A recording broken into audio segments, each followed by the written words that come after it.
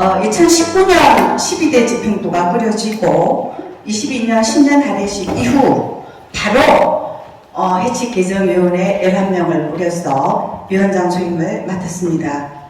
첫째는 11대 해칙을 기본을 두고 하나하나 짚어갔습니다.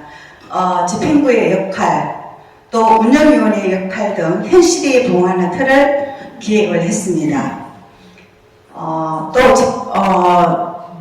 그리고 집행부의 소임부서 운영회를 이끌어가는데 필요한 부분을 일일이 물어서 다 수용을 했습니다. 해칙 개정위원회 회의를 11명 스님들을 모시고 한두 번 해보니까 누군가가 집중적으로 틀을 짜지 않고 회의 때마다 의견을 수렴하고 작부를 수정하는 것이 익숙치 않아서 많이 어려움을 겪었습니다. 그래서 회의에 들고 나올 수정 부분을 저는 매일 자나깨나 머릿속에 가득 그것만 고민을 했고, 그리고 다듬고 위원 스님들이 쉽게 결정할 수 있도록 준비된 상태에서 들고 나갔습니다. 그 기간이 6개월이 걸렸습니다. 이러한 부분을 두고 위원장은 일방적이다, 불평하는 위원도 있었지만 그렇게 하지 않고는 이끌어갈 수 없었습니다. 왜 그러냐 하면은 지금 현재 집행부가 진행하고 있기 때문에 거기에 발맞춰서 빨리 틀을 짜줘야 집행부가 그 틀 위에서 일을 할 수 있겠다는 그런 판단이었습니다. 또 1년 가까이 선거법을 만들었습니다.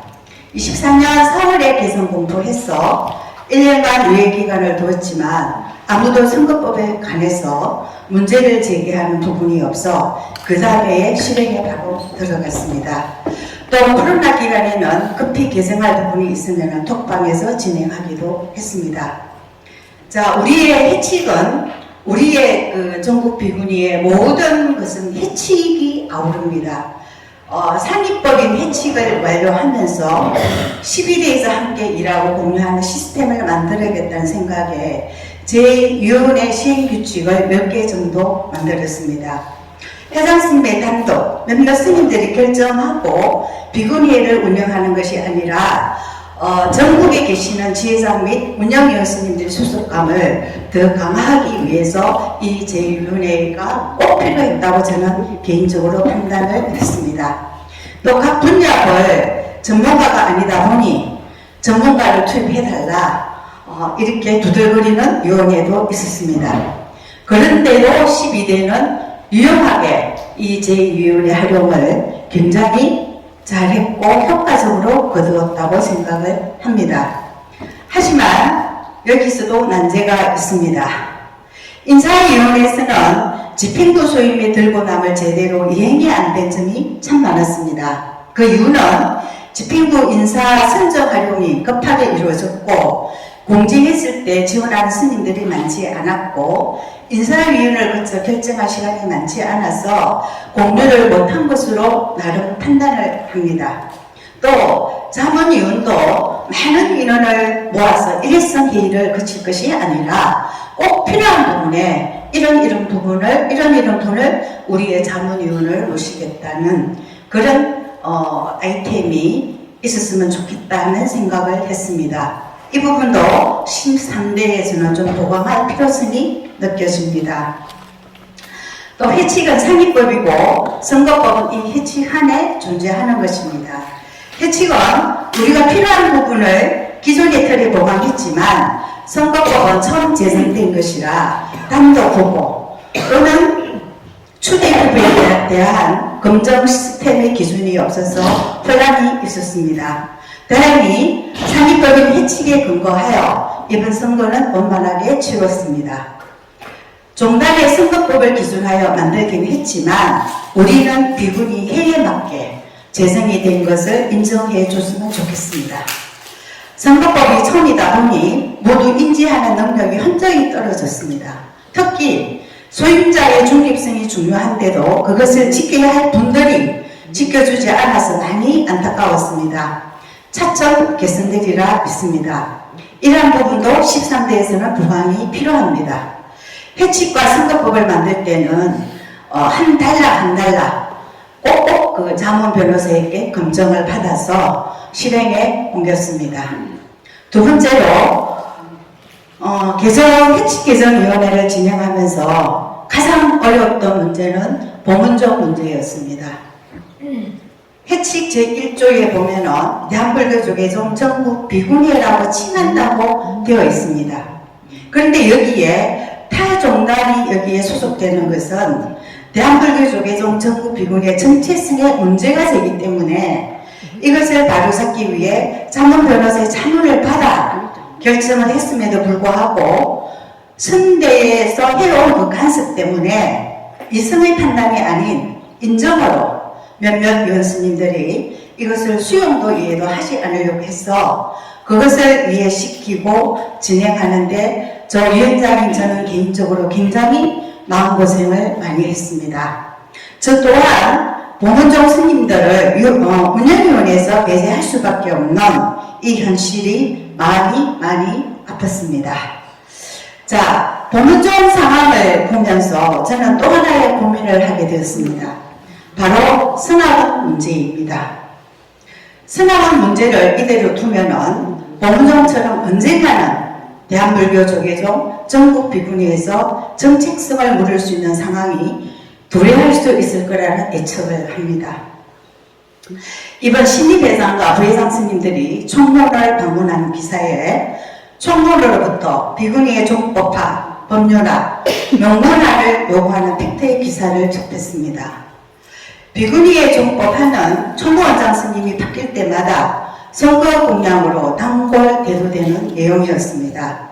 그런데 아직 비군위에서 한 번도 이것을 적극적으로 생각하거나 적극적으로 나서서 해결하지 못하는 이유가 무엇일까요? 혹시 이 자리에 계신 분이 알고 계시는 분이 있으면 좀 한번 이야기해 주세요. 없으시죠? 예. 저도 개인적으로 저의 종부적인 판단으로 우리가 쉽게 종법하지 못한 큰 이유는 선악 문제가 발목을 잡고 있기 때문입니다. 이 문제를 풀지 않으면 한 걸음도 앞으로 나아갈 수 없다는 것입니다. 총무 원장 스님께서 이 문제를 던졌을 때 그 자리에 배석한 누군가가 비군위회가 종법화하기 위해서는 선악원 문제부터 풀고 시작해야 한다고 좀 부각시켜 줬다면은 이 문제를 풀어나가는데 한 걸음 더 나아갈 수 있지 않았을까 하는 지극히 개인적인 아쉬움이 있었습니다. 12대에 있어서 13대에서도 선악원 소속 스님들이 중요 수행을 자리매김을 하는 것 같습니다. 이 자리에서 선악원 소속이라고 표현하는 것은 불편할 수 있겠지만은 우리 모두가 이 문제를 인지하고 해결 방법을 모색하자는 의도에서 저는 이 표현을 쓰고 있습니다. 소임 사시는 동안 누군가 하겠지 하는 생각으로 조용히 계시지 말고 고민하고 실천에 옮길 수 있도록 방향 제시를 해주시기를 부탁드립니다. 이것이 해칙 제1조에서 강조하는 전국 비군위의 정체성이라고 말하고 싶습니다. 자, 12대에서는 총무원과 법원가는 일을 해왔고 많은 일을 창조하고 실천에 옮겼습니다. 그 점에 대해서는 높이 평가를 하고 싶습니다. 이렇게 자리매김을 해놓았는데 누가 이거를 두고 단순한 비군위의 친목 모임, 임의단체라고 떨쳐버리지는 못할 것입니다. 비군위 스님들이 정난에 가서나 비구 스님들한테 비군위 권익을 많이 주장을 합니다. 우리들의 권익은 정당이나 비구 스님들이 해주는 것이 아닙니다. 우리 스스로 밖에 나가서 어떤 일을 하든 스스로 권익을 찾고 정책성을 찾아야 합니다. 이에 비군위 종회원들은 종회에서 해야 하고 도와야 되는 문제가 있다면 함께 할 것입니다. 저는 개인적으로 종회에서 제 역량만큼 비군위의 정책성을 찾기 위해 꾸준히 문제를 제기하고 있습니다. 그래야만 종법상의 위상이나 공식적으로 인정되는 비군위회로 나아갈 수 있다고 판단이 되기 때문입니다. 이 문제에 있어서는 혼자가 아닌 모두의 힘이 필요합니다. 많은 사람들이 저보고 강하다, 여러 가지 수식어가 따르지만 저는 공적인 일에서는 발벗고 일어나야 우리 비구니 스님들의 정체성이 자리 잡지 않을까 하는 그것이 먼저라고 생각을 합니다.